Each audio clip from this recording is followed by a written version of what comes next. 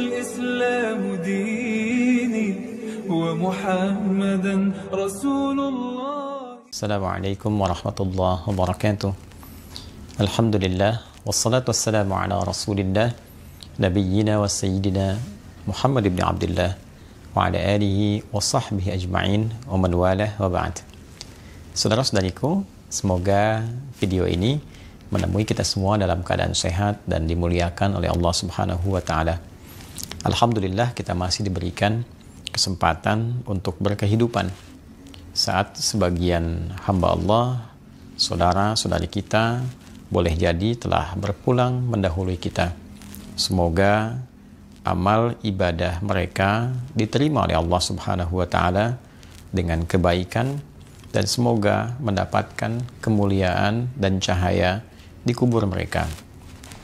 Maka dari itu, bagi kita yang masih berkehidupan sampai detik ini, kiranya menjadi penting untuk berusaha meneladani setiap kebaikan hamba-hamba Allah yang telah kembali kepada Allah Subhanahu wa Ta'ala. Sekaligus kita juga mencoba untuk mengoreksi diri dari berbagai kekurangan yang mungkin pernah dikerjakan selama berkehidupan. Alhamdulillah, di antara sekian yang hidup, kita masih diberikan kesempatan untuk beriman pada Allah Subhanahu wa Ta'ala. Iman adalah sesuatu yang sangat istimewa, sangat mahal. Ia tidak bisa dinilai dengan apapun, terlebih dengan materi dunia. Tidak ada sekolah untuk bisa meraih iman. Tidak ada ijazah yang menerangkan tentang iman. Tidak ada harga materi dunia yang dengan itu bisa digunakan untuk membeli iman. Iman adalah anugerah yang diberikan oleh Allah Subhanahu wa Ta'ala melalui kesadaran kita untuk menerimanya, melalui ikhtiar kita untuk mendapatkannya, melalui ikhtiar kita untuk bisa menguatkannya. Allah telah menanamkan cahaya itu dalam setiap kolbu kita semenjak ruh itu ditiupkan, kemudian terlahir dalam perjuangan ibunda kita melahirkan, sehingga Nabi tegas mengatakan, kullu mauludin yuladu alal fitrah. Setiap yang terlahir, dia dilahirkan dengan membawa fitrah. Di antara makna fitrah itu adalah kecenderungan untuk mencari Tuhan, kecenderungan untuk beragama, kecenderungan berislam. Di antara rukun Islam adalah persaksian kepada Allah Subhanahu wa Ta'ala. Asyhadu an la ilaha illallah wa asyhadu anna Muhammadan Rasulullah. Bahwa setiap kaitan fitrah dengan agama, dengan berislam, ditemukan kiranya di Al-Quran surah ke-30 Ar-Rum di ayat ke-30. Fa'aqim wajhaka lid-dini hanifa fitratallahi allati fataran nasa 'alaiha.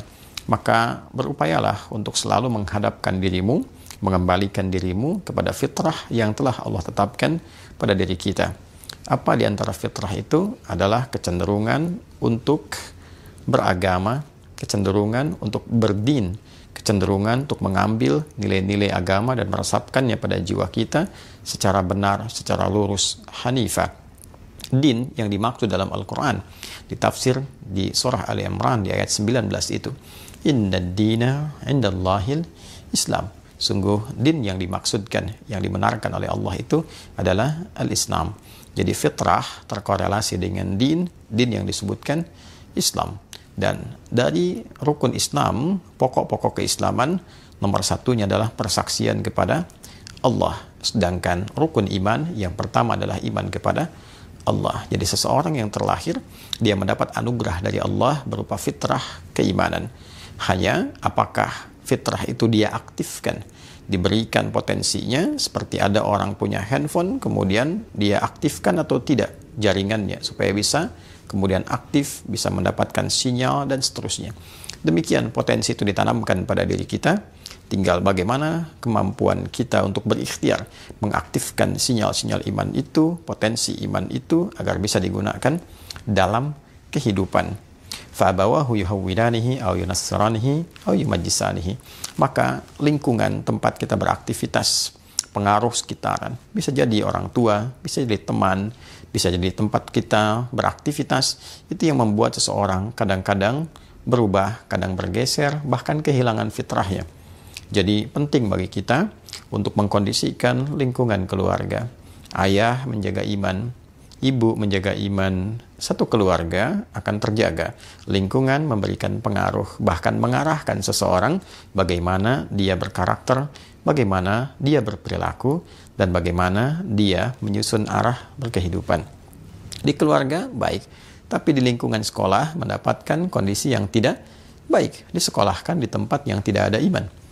Mendapatkan guru yang tidak beriman. Mendapatkan pengajar yang tidak beriman. Maka boleh jadi imannya bisa terkikis atau ia berpotensi kehilangan cahaya imannya. Demikian dia sekolah di tempat yang penuh dengan iman, tapi semisal beraktivitas, bekerja, bergaul di tempat dan lingkungan yang tidak mendukung keimanannya, bahkan menyoal keimanannya, maka berpotensi ia pun kehilangan atau bahkan terlemahkan oleh lingkungan itu terkait dengan keadaan imannya. Maka berbahagialah, bersyukurlah, kita masih diberikan kehidupan, kita masih dapat beriman. Dan pertanyaan terbesarnya adalah bagaimana kita dapat menyadari, mengetahui, memastikan bahwa dalam diri kita masih ada iman. Apakah dicukupkan dengan mengatakan saya beriman? Cukup dengan tuturan lisan? Ternyata konfirmasi keimanan itu tidak hanya dicukupkan pada lisan saja, tapi mesti dikonfirmasikan dengan keadaan hati yang dapat merespon akan sinyal-sinyal yang dipancarkan oleh Allah untuk mengaktifkan keadaan iman itu. Dulu ada orang yang mengatakan kami telah beriman di era Nabi SAW. Lalu Allah Subhanahu wa Ta'ala menurunkan wahyu kepada Nabi Muhammad SAW untuk memberikan standar iman yang tidak melalui ucapan, tapi konfirmasi dari kedalaman hati. Maka turunlah diantaranya Al-Quran. Surah ke-49 itu di ayat ke-14. Qalatil a'rabu amanna. Segelintir orang Arab, Badui pada masa itu, mengatakan kami telah beriman dengan lisan mereka. Qul lam tu'minu. Maka Allah menyampaikan kepada Nabi Muhammad SAW. Muhammad sampaikan pada mereka, lam tu'minu. Kalian belum beriman yang sejati, belum benar. Jadi iman tidak cukup dikatakan dengan lisan. Boleh jadi sebagian orang akan berkata, saya juga beriman. Boleh jadi ada orang yang memang membutuhkan kalimat iman itu untuk kebutuhan duniawi. Sehingga dengan lisannya dia bisa berkamuflase mengatakan, saya pun beriman, saya juga muslim. Maka Allah membuat standar, Qul lam tu'minu. Katakan Muhammad SAW, kalian belum beriman yang sejati. Walakin qulu aslamna walamma yadkhulul imanu fi qulubikum. Tapi cukup katakan, saya baru mendeklarasikan sebagai muslim. Saya pun Islam. Tapi untuk memastikan keislaman Anda benar itu, cek dalam qalbumu. Kalau hanya di lisan, belum masuk ke dalam hatinya, maka belum masuk standar beriman yang sejati, baru klaim dasar keislaman saja. Bagaimana mengkonfirmasi bahwa iman itu sudah masuk ke dalam hati? Maka turunlah kemudian Al-Quran, surah ke-8, Al-Anfal. Bila kita lihat dan kita temukan, Allah Subhanahu wa Ta'ala di pembuka ayat ini, ketika memasuki ayat yang kedua, membuat sebuah standar dengan menggunakan huruf pembatas, namanya adatul hasri. Innamal mu'minuna alladzina idza dzukirallahu wajilat qulubuhum wa idza tuliyat alaihim ayatuhu zadatuhum imana wa ala rabbihim yatawakkalun. Sungguh ciri orang-orang yang memiliki keimanan itu hanyalah jika awal ayat diawali dengan kata innama, itu disebut adatul hasri, huruf pembatas akan satu hukum. Innamal mu'minuna, sungguh ciri orang yang beriman itu, orang-orang yang mengatakan telah beriman itu hanyalah sebagai berikut. Idza dzukirallahu wajilat qulubuhum, jika disebutkan nama Allah, maka terkonfirmasi ada getaran dalam kalbunya. Jadi ciri yang pertama, jika disebutkan nama Allah, ada konfirmasi keimanan, keyakinan pada hatinya yang paling dalam. Bagaimana mengetahui bahwa nama Allah disebutkan untuk mengkonfirmasi adanya iman dalam hati yang paling dalam? Maka disebutkanlah nama Allah 5 kali dalam sehari, setiap pergantian waktu, untuk mengkonfirmasi bahwa dalam setiap pergantian waktu satu hari itu, subuh masuk ke siang, dari pagi ke siang ada iman, siang ke sore ada iman, sore ke maghrib menjelang pergantian malam ada iman, malam sebelum tidur pun ada iman. Jadi tidurnya membawa iman. Disebutkanlah nama Allah, diperdengarkan di telinga kita. Dalam bahasa Arab telinga itu disebut udhun, jamaknya adhan, maka sering diartikan dengan panggilan. Panggilan ini bukan hanya mengkonfirmasi tentang sholat, karena sholat pun secara bahasa terambil atau seakar dengan kata silah, sesuatu yang terhubung, terkoneksi. Sholat disebut sholat karena melatih kita terkoneksi. Dengan siapa? Allah. Baik, karena itu sering juga diartikan secara bahasa dengan doa. Kenapa doa disebut doa? Karena ketika dibacakan, mengkoneksikan pemohonnya, pendoanya kepada Rabbul Alamin, pada Allah Subhanahu wa Ta'ala. Maka ketika dipanggil, diperdengarkan di telinga itu, kalimat pertama yang disebutkan adalah nama Allah. Allahu Akbar, Allahu Akbar. Diperdengarkan di telinga. Panggilannya disebut adzan. Baik, dalam adzan, lafaz pertamanya adalah nama Allah. Allahu Akbar, Allahu Akbar. Oleh sebab itu, ketika mendengar panggilan ini, orang-orang yang memiliki iman dan sampai ke kalbunya akan terkonfirmasi dengan adanya getaran khusus. Berbeda dengan getaran biasa. Ada getaran cinta, getaran kasih, getaran sayang, getaran kekhawatiran. Orang takut tuh bergetar juga. Ya, orang mencuri, takut ketahuan dia bergetar. Orang salah di jalan, ya, melihat kemudian petugas polisi menjaga, ada getaran. Ya, demikian orang memiliki rasa cinta, kasih, ada getaran. Nah, getaran iman itu berbeda. Ketika disebutkan Allahu Akbar, ada getaran tersendiri.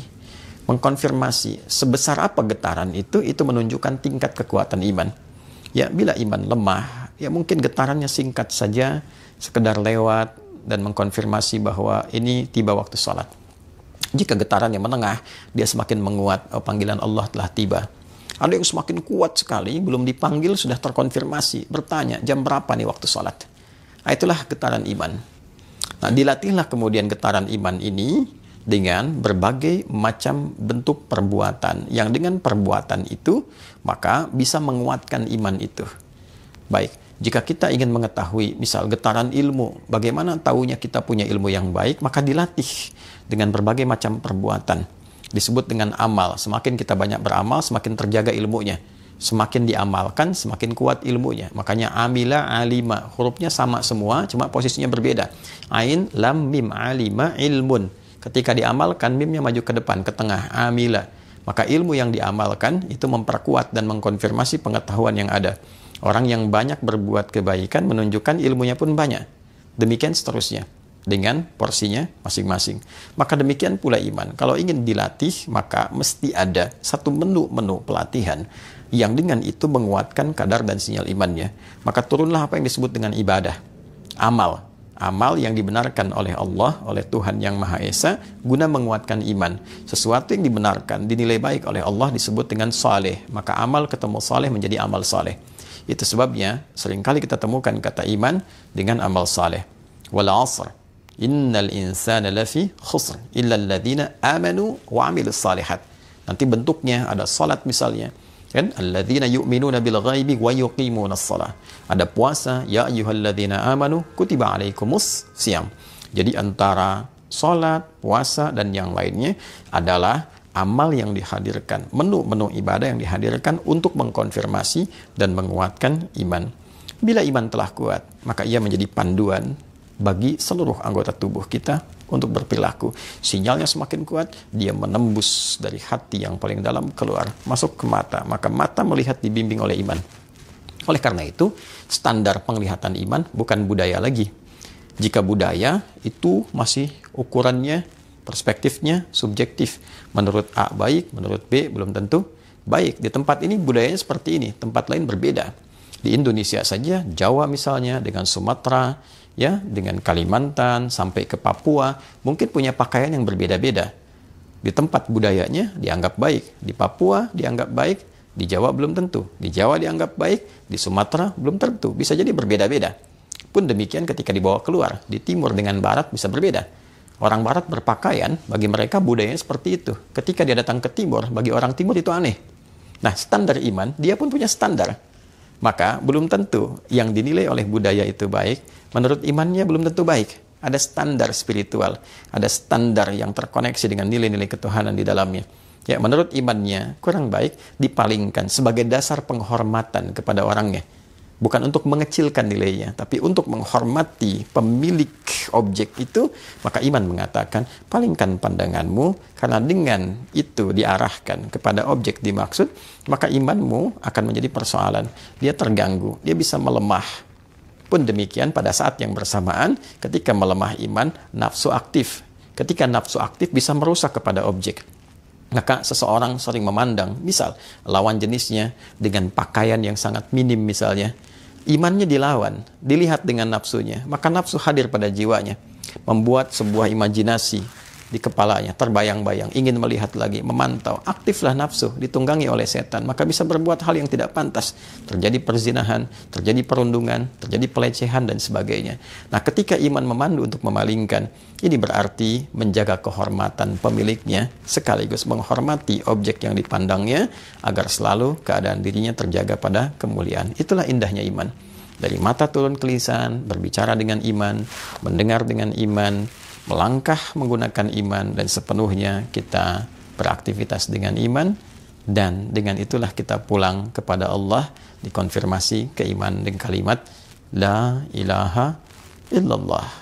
Rukun Islam yang pertama, konfirmasi iman kepada Allah sebagai iman yang pertama, dan seperti dibuka dengan iman, ditutup dengan iman, kembali kepada Allah dengan iman, diberikan surga pun dengan iman. Wa basyiril ladzina amanu iman wa amilus salihati amal saleh anna lahum jannatin tajri min tahtihal anhar. Dengan iman dan amal soleh itulah bekal utama agar kita dapat meraih surga yang kita dambakan dengan segala keindahan yang terdapat di dalamnya. Bersyukurlah kita masih diberikan iman. Mari berdoa. Yang belum beriman, semoga Allah berikan hidayah keimanan pada dirinya. Semoga menjadi saudara-saudari kita dalam kebaikan, dan semoga hidup kita lebih baik dan wafat dalam keadaan husnul khatimah. Adi Hidayat, mohon maaf. Assalamualaikum warahmatullahi wabarakatuh.